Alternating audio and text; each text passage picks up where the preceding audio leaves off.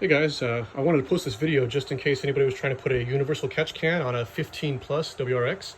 I just finished it, and there's a lot of stuff I wish I knew that I know now, but I want to share with you guys. If you're anything like me, you didn't really want to spend the 300 bucks, 250 bucks on a catch can for your car. So I found a $30 one on Amazon with the hope that it would work just as well. And with a little bit of elbow grease and some modding, it did. I'm probably only about 50 bucks deep in this project, so saved me some good money.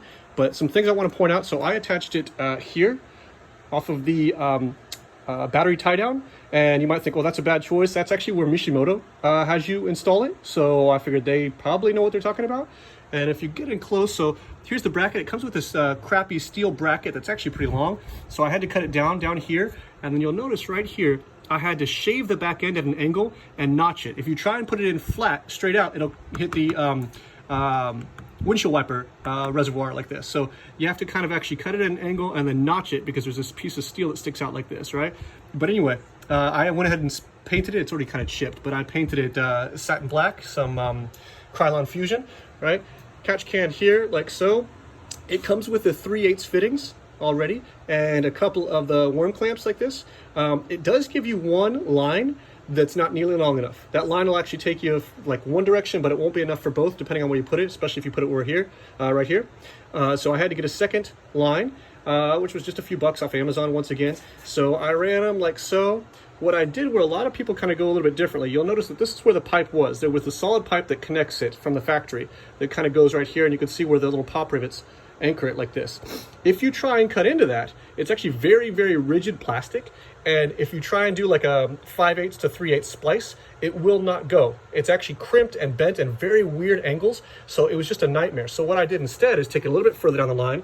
I actually cut the rubber line here and then ran in an adapter. So this is a 5/8 to 3/8 splice. You can see the brass sticking out right there. 5/8 to 3/8, right? And then of course I run this. This is actually the outline. So I ran it out like this because this will take it down to the turbo manifold, turbo rather.